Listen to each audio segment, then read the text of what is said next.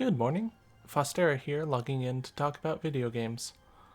Today I'm going to talk about why I stopped playing Halo after nearly 18 years of being a dedicated fan. And, well, if you're a fan of Halo 2 for as long as I have been, maybe somewhere near around that amount of time, perhaps you already know the answer to this. Basically, Halo 5 and Halo Infinite ruined Halo for me. And it's an awful thing to say and to experience as, a Halo fan for almost all my life. Let's talk about why Halo 5 and Infinite were so bad and why they made me quit Halo altogether.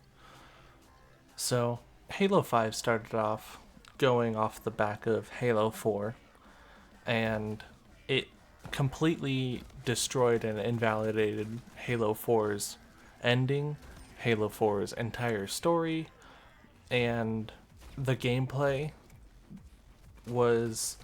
it wasn't what you would expect a Halo game to play like.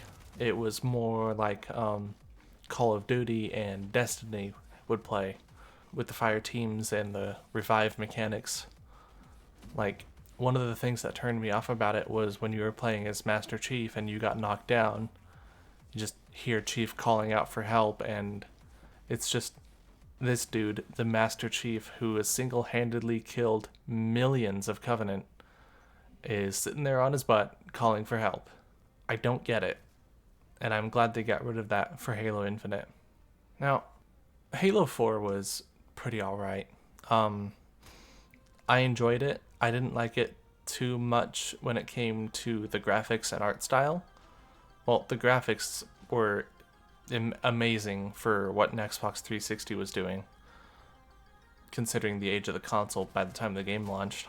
But it's the art style, the way the elites looked and the way everything kind of was. Yeah, I thought the music was pretty good too, because necessarily Halo 4 and its music and its story are all like going a separate direction from the way the Bungie series was going. Bungie was like bigger and bigger, grander and grander.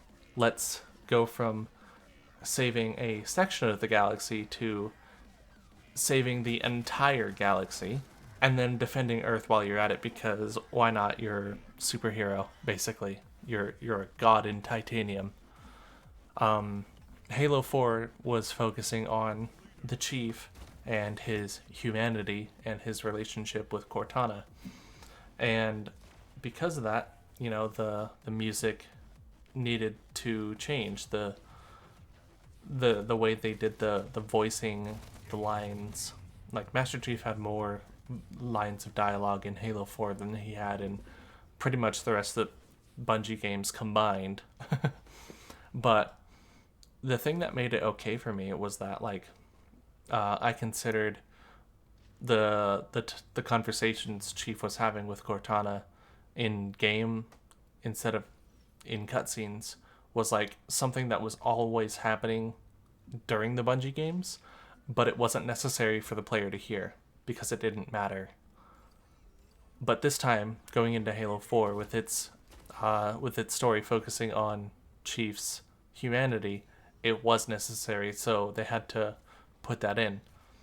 And the music, instead of being this like ethereal, bigger than life sort of thing going on, it was much tighter, much more focused.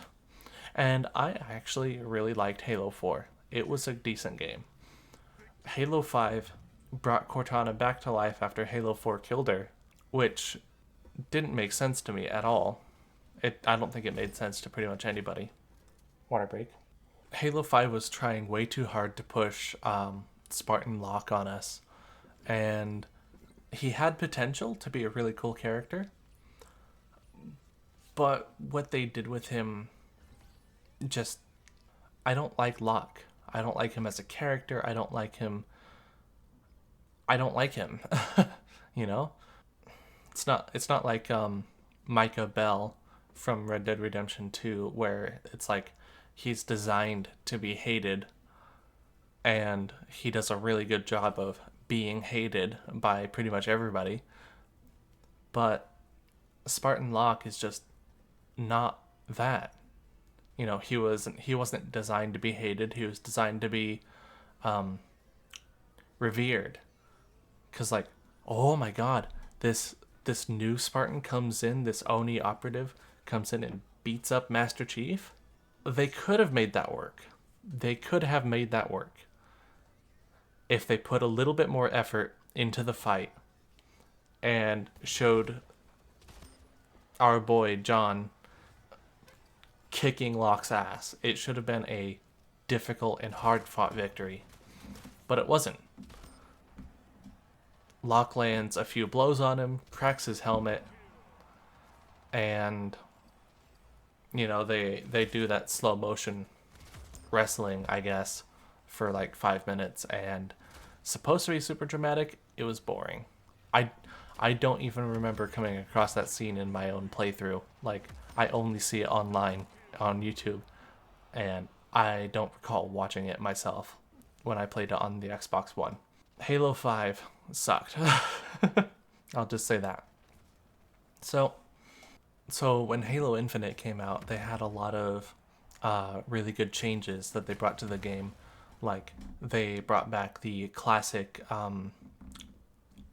art style for the Spartans and the weapons and the vehicles and the enemies and the everything. Like, it is a beautiful game.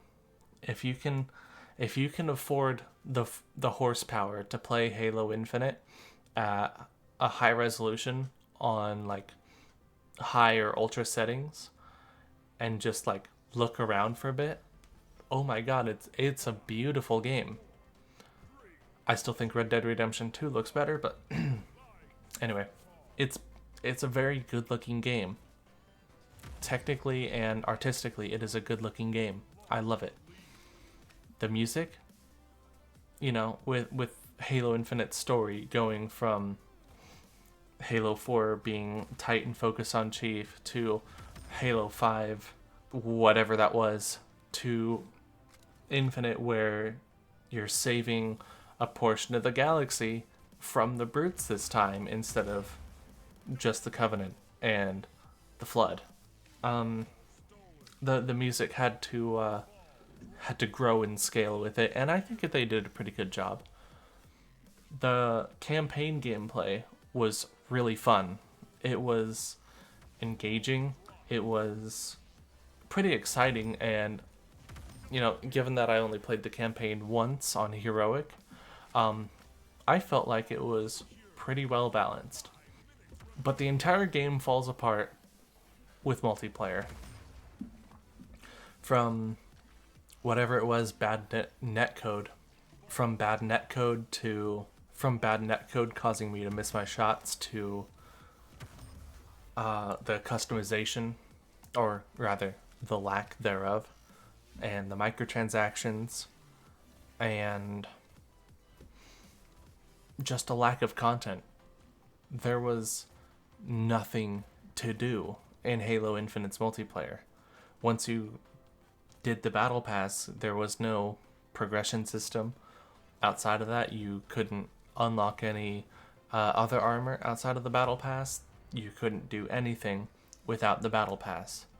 And the fact of the matter that you needed to buy the battle pass in order to unlock a helmet, the first helmet you could unlock for free was at level 81. You needed to grind your way through 81 levels of that ridiculous battle pass and challenge system to just get one helmet is ridiculous. It is horrible user experience. That being said, you know what else is horrible user experience? Taking away the option to, give colors to your Spartan. You can't customize your Spartan's colors in Halo Infinite. You can't choose primary or secondary colors. And even in some games, like, I think Reach, maybe Halo 3 had it, where there was a third color option for either lights or detail patterns. And then the fact that you could mix and match your emblems and their backgrounds, and then color 2 zones in the emblem and the background separately, and then put that on your Spartan. Like, all those different color combinations made Halo's customization a lot more fun, especially back in like Halo 2, Halo 3 days where there wasn't much armor, but there was a lot of color options, a lot of ways to mix those colors. Halo Infinite didn't have armor options or colors, and it just wasn't fun to unlock anything. You know, I spent 175 hours in Halo Infinite grinding through that battle pass and through the event passes that were in Season 1, and I played a bit of Season 2, like maybe 5 levels. And, you know, Halo Infinite's customization is just bad. I didn't want to grind for anything. I was tempted to buy my way through it, and I think that's part of why it was like that. You know, I don't have the money to go and do that regularly. Like, oh, I could buy like one thing from the shop now and then, like every couple of months now and then, you know.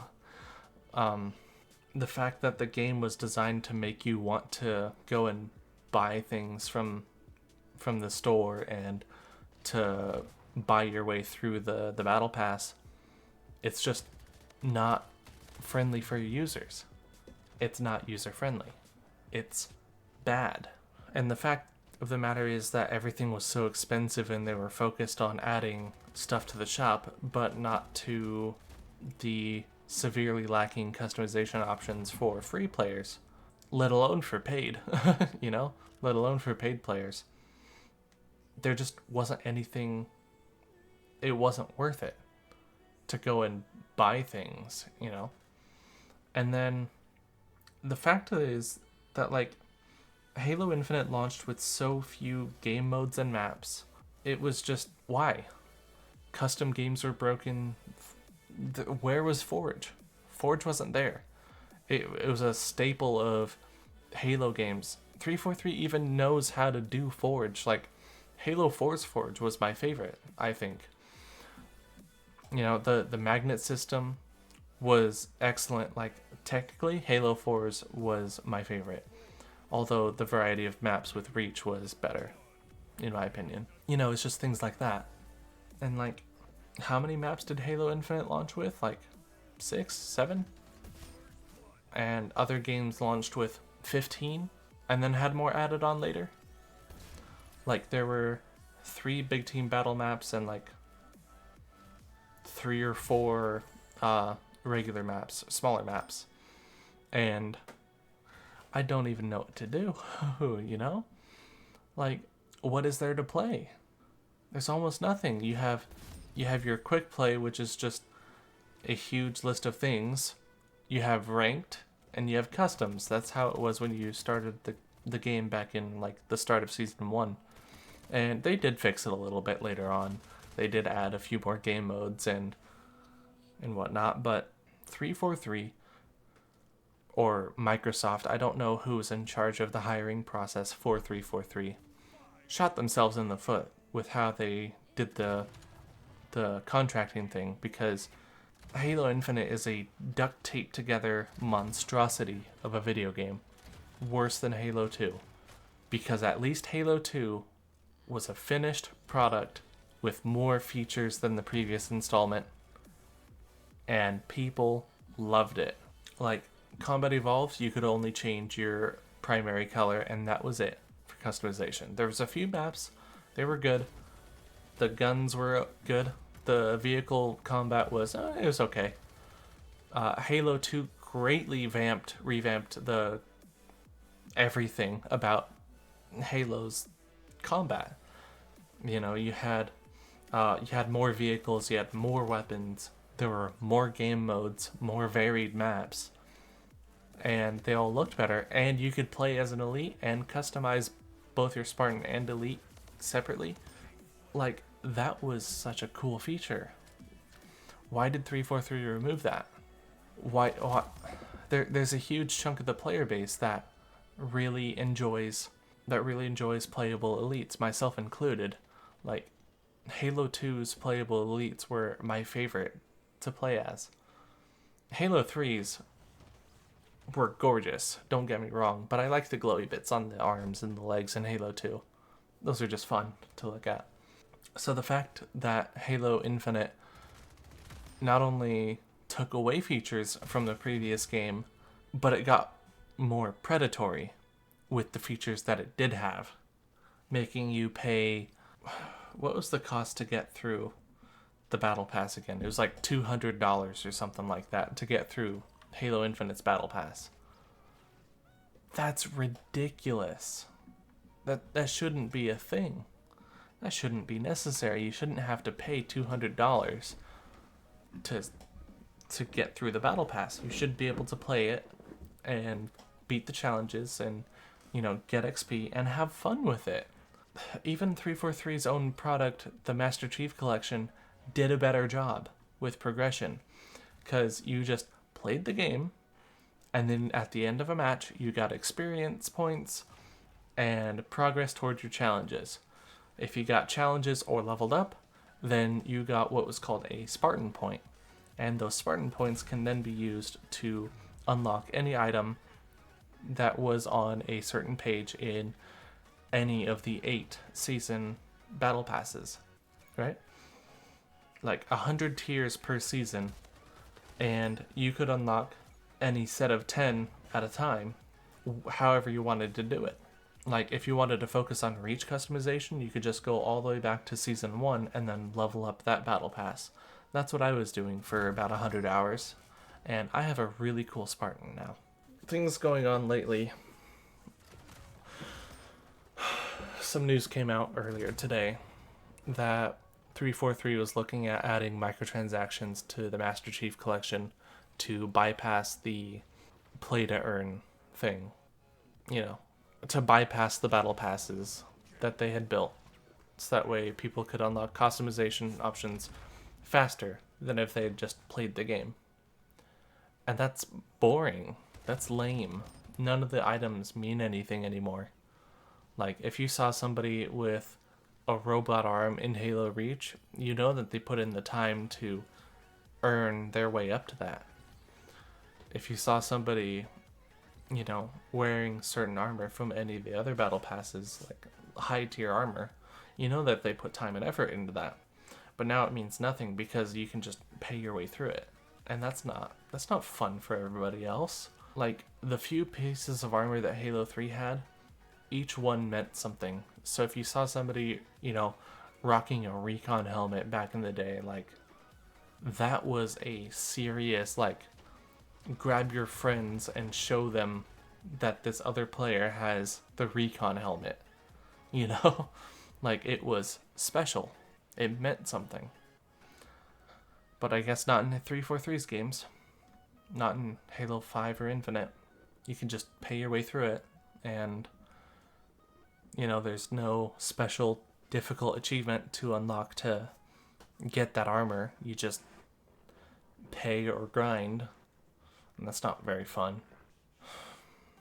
I don't know. Customization aside, the thing that actually made me quit Halo was when I realized that, when the gameplay was more frustrating than it was ever fun. Like, Halo Infinite was the first game to have made me said, I don't want to play Halo anymore. Not, I don't want to play this game, I don't want to play Halo. And now, what does that tell you when a fan of a franchise for 18 years says, I don't want to play this franchise anymore because of this game? What does that tell you about the developers and the way the games are going and the state of the game today? I don't know, the netcode issues that my friends and I were having, where we constantly missed our shots, we lagged around, we saw things that weren't real, people were skipping around everywhere. I know I don't have great internet, but I can play CSGO and Overwatch and, competitive games and not have a single hiccup. right? But Halo Infinite just wasn't fun to play. It wasn't fun at all. And seeing the trend, the downward trend from Halo 5 to Infinite, and now to the news of microtransactions going to the Master Chief Collection, I just don't want to play Halo anymore, period. Like, I don't want to move on, you know? I've been a Halo fan pretty much as long as I can remember, and yet 343 is forcing my hand. You know, there's nothing I can do about it. You know, it's either keep playing, keep being frustrated, or just find something else and have fun again. And I found that something else. It's called Splitgate. It's an arena shooter. It's an arena shooter with portals. And they did a really good job with it. I've been having an absolute blast playing Splitgate. And I know I'll continue having fun playing Splitgate. I don't even want to watch Halo content on YouTube anymore. Like, that's how bad it is for me, you know? Like, I still love the franchise. I still love Halo. I still love the lore. I want to learn more about the lore. I want to watch these stories, but 343 made me stop caring. 343 doesn't care about Halo fans. They care about making money. They care about expanding to a broader audience, that way they can try to get more money, but all they're doing is watering it down so bad that nobody wants it. There was an alternate take of this that I had recorded and edited down, but I lost it when my hard drive died, so it gave me the opportunity to revisit the topic in a more in-depth and neat fashion, which is what this is. Hang on, pause a sec. Alright, I've refound my point. Caring about money. So, one of the games that launched recently was Elden Ring. And despite the YouTube drama about Elden Ring going on at the moment with Actman and Quantum TV, just Elden Ring just kind of showed everybody that, like, if you focus on what made your games great before and expand on that, people will come. People will come to play. But if you try to expand your game to a broader audience, then nobody wants it, because it's not for anybody, you know? It's just, why would you want to alienate your core audience that, you know, followed your franchise for decades? Why would you want to alienate them when they were more than happy to continue giving money to the series for decades? Just that way you can get $10, $20 from Joe Mama over there, who usually plays Call of Duty or Valorant or something. What about your millions and millions of dedicated fans?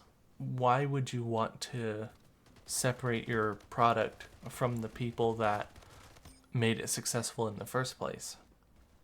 There's something that Quantum TV said in his Elden Ring video, where he said, if a game isn't for everyone, then it shouldn't be made. And, you know, Halo Infinite's absolute crash, its dumpster fire of a launch and lack of player base, really shows that if a game is made for everyone, and then it's made for nobody wants to play Halo Infinite. Last time I checked, there were only a couple thousand people playing when the game had launched with, you know, a population nearing 300,000 players. Like, it was number 3 on Steam's player base. Again, for the other numbers, I can only see Steam information. I don't know about Xbox or the Windows Store. I don't know what their population numbers are. But Halo Infinite has almost no players on Steam. So I think that just goes to show like just how bad it can be if you make a game and try to make it for everybody. Meanwhile, Elden Ring is still wildly popular on Steam and, as far as I know, on consoles too, because it wasn't made for everyone. It was made for its core audience and expanded on. You know, Dark Souls and Bloodborne games are already reasonably open world, but like not quite.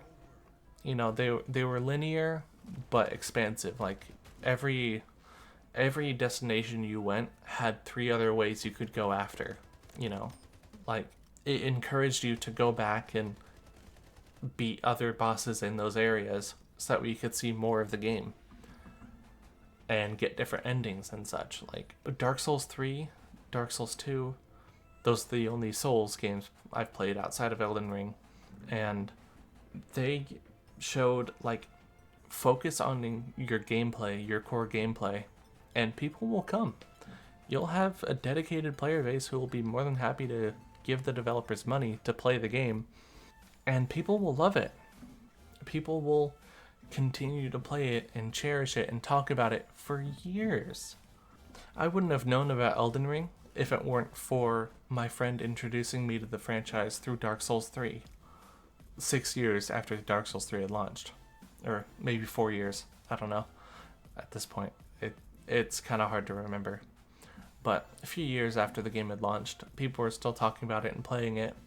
And then after we'd beat Dark Souls 3, we went back to Dark Souls 2, and guess what? There were still people playing that. There was a really good population of people there. In fact, so many people were still playing Dark Souls 2 that the stone outside of that starting area that showed you how many people had died in Dark Souls 2 was still counting up like tick, tick, tick, tick, tick, tick, tick, tick, tick, tick, tick, you know? Like, there was a lot of people playing Dark Souls 2, and they were dying constantly, and it was funny to watch the number go up. 343's approach, just, they need to stop.